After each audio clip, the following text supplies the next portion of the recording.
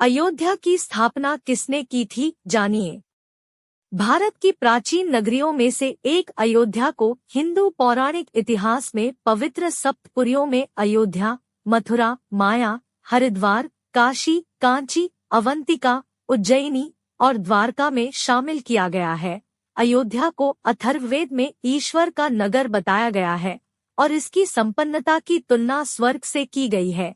स्कंद पुराण के अनुसार अयोध्या शब्दकार ब्रह्मा, यकार विष्णु है तथा धकार रुद्र का स्वरूप है।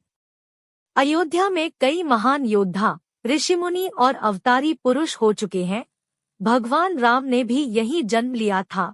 जैन मत के अनुसार यहाँ आदिनाथ सहित 5 तीर्थंकरों का जन्म हुआ था। अयोध्या की गणना भारत की प्राचीन सप्तपुरियों में प्रथम स्थान पर की गई है। जैन परंपरा के अनुसार भी 24 तीर्थंकरों में से 22 इक्ष्वाकु वंश के थे। इन 24 तीर्थंकरों में से भी सर्वप्रथम तीर्थंकर आदिनाथ, ऋषभदेव जी के साथ 4 अन्य तीर्थंकरों का जन्मस्थान भी अयोध्या ही है। बौद्ध मान्यताओं के अनुसार बुद्ध देव ने अयोध्या अथवा साकेत में 16 वर्षों तक निवास किया था। किसने की अयोध्या की स्थापना?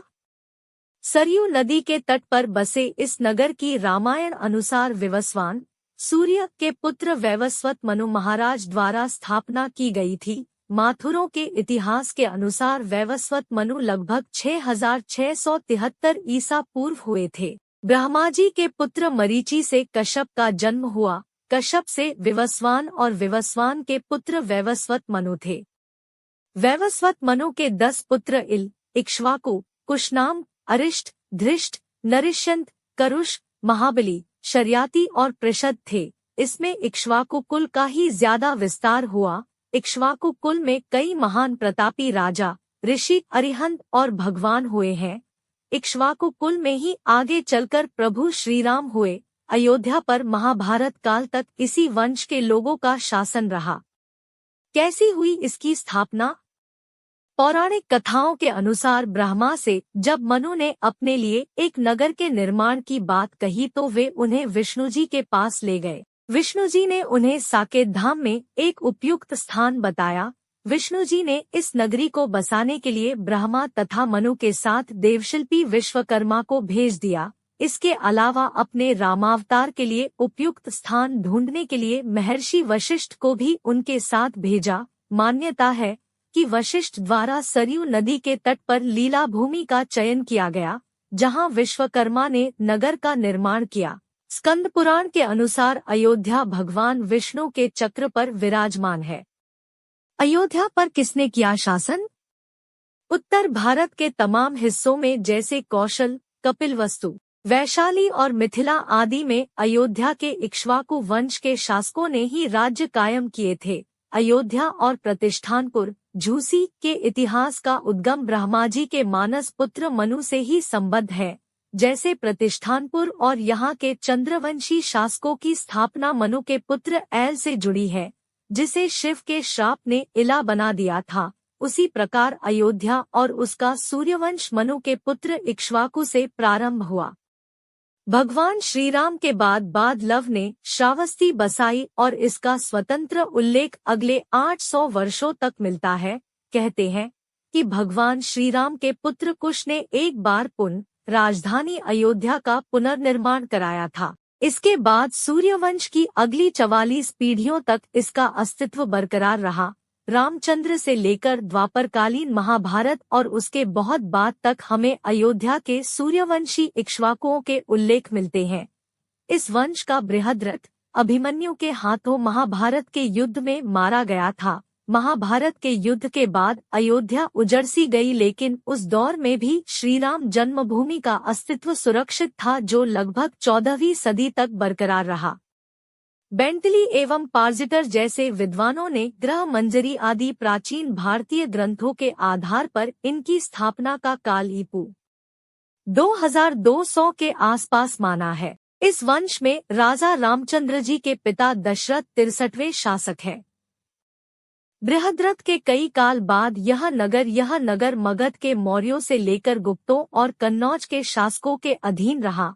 अंत में यहाँ महमूद गजनी के भांजे सैयद सालार ने तुर्क शासन की स्थापना की। वो बहराइच में 1033 में मारा गया था। उसके बाद तैमूर के पश्चात जब जौनपुर में शकों का राज्य स्थापित हुआ तो अयोध्या शर्कियों के अधीन हो गया। विशेष रूप से शक शासक महमूद शाह के शासनकाल में 1440 में 1526 में बाबर ने मुगल राज्य की स्थापना की और उसके सेनापति ने 1528 में यहां आक्रमण करके मस्जिद का निर्माण करवाया, जो 1992 में मंदिर मस्जिद विवाद के चलते राम जन्मभूमि आंदोलन के दौरान ढहा दी गई। अयोध्या का क्षेत्रफल। अयोध्या रघुवंशी राजाओं की बहुत पुरानी राजधानी थी। पहले यह कौशल जनपद की राजधानी थी। प्राचीन उल्लेखों के अनुसार तब इसका क्षेत्रफल 96 वर्ग मील था। वाल्मीकि रामायण के 5वें सर्ग में अयोध्यापुरी का वर्णन विस्तार से किया गया है। वाल्मीकि कृत रामायण के बालकांड में उल्लेख मिलता है कि अयोध्या 12 योजन लंबी और 3 योजन चौड़ी थी। 7वीं सदी के चीनी यात्री ह्वेन सांग ने इसे पिकोसिया संबोधित किया है। उसके अनुसार इसकी परिधि 16 लीटर 1 चीनी ली बराबर है 1/6 मील के थी। संभवतः उसने बौद्ध अनुयायियों के हिस्से को ही इस आयाम में सम्मिलित किया हो। आइनेकबरी के अनुसार इस नगर की लंबाई 148 कोस तथा चौड़ाई 32 कोस मानी गई है। कोसल नाम मुदित स्फीतो जनपदो महान निविष्ट सरयू तीरे प्रभुत धनधान्यवान। 1 मई 2005 अर्थात सरयू नदी के तट पर संतुष्ट जनों से पूर्ण धनधान्य से भरा पूरा उत्तरोत्तर उन्नति को प्राप्त कोसल नामक एक बड़ा देश था। इसी देश में मनुष्यों के आदिराजा प्रसिद्ध महाराज मनु की बसाई हुई तथा तीनों लोकों में विख्यात अयोध्या नामक एक नगरी थी। 1 मई 2006 नगर की लंबाई, चौड़ाई और सड़कों के बारे में महर्षि वाल्मीकि लिखते हैं। यह महापुरी 12 योजन 96 मील चौड़ी थी। इस नगरी में सुंदर, लंबी और चौड़ी सड़कें थी। 1 मई 2007 नगर की भीतरी संरचना। वाल्मीकि जी अयोध्या की सड़कों की सफाई और सुंदरता के बारे में लिखते हैं। वह पूरी चारों ओर फैली हुई बड़ी बड़ी सड़कों से सुशोभित थी। सड़कों पर नित्य जल छिड़का जाता था और फूल बिछाए जाते थे। इंद्र की अमरावती की तरह महाराज दशरथ ने उस पुरी को सजाया था। इस पुरी में राज्य को खूब बढ़ाने वाले महाराज दशरथ उसी प्रकार रहते थे जिस प्रकार स्वर्ग में इंद्र वास करते हैं। 1589 महर्षि आगे लिखते हैं, इस पुरी में बड़े बड़े तोरण द्वार, सुंदर बाजार और नगरी की रक्षा के लिए चतुर शिल्पियों द्वारा बनाए हुए सब प्रकार के यंत्र और शस्त्र रखे हुए थे। उसमें सूत, मागध बंदीजन भी रहते थे। वहाँ के निवासी अतुल धन संपन्न थे। उसमें बड़ी बड़ी ऊंची अटारियों वाले मकान जो ध्वजापताकाओं से शोभित थे और परकोटे की दीवालों पर सैकड़ों तोपें चढ़ी हुई थी। 1511-12 महर्षि वाल्मीकि लिखते हैं, स्त्रियों की नाट्य समितियों की भी यहाँ कमी नहीं है और सर्वत्र जगह जगह उद्यान निर्मित थे। आम के बाग नगरी की शोभा बढ़ाते थे। नगर के लंबे लंबे वृक्ष लगे हुए ऐसे जान पड़ते थे मानो अयोध्यारूपिणी स्त्री करधनी पहने हो। यह नगरी दुर्गम किले और खाई से युक्त थी तथा उसे किसी प्रकार भी शत्रुजन अपने हाथ नहीं लगा सकते थे।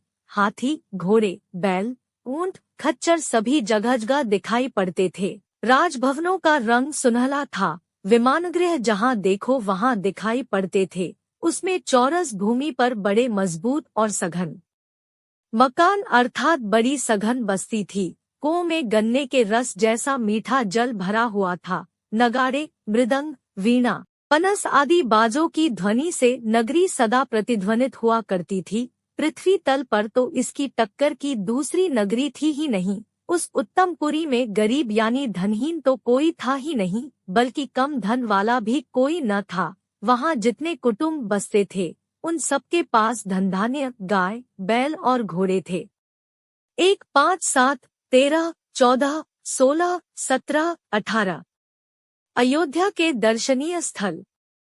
अयोध्या घाटों और मंदिरों की प्रसिद्ध नगरी है। सरयू नदी यहाँ से होकर बहती है। सरयू नदी के किनारे 14 प्रमुख घाट है। इनमें गुप्त द्वार घाट, कैकेयी घाट, कौशल्या घाट, पापमोचन घाट, लक्ष्मण घाट आदि विशेष उल्लेखनीय है। राम जन्मभूमि मंदिर। यह स्थान रामदूत हनुमान के आराध्य प्रभु श्रीराम का जन्म स्थान है। राम एक ऐतिहासिक महापुरुष थे और इसके पर्याप्त प्रमाण है।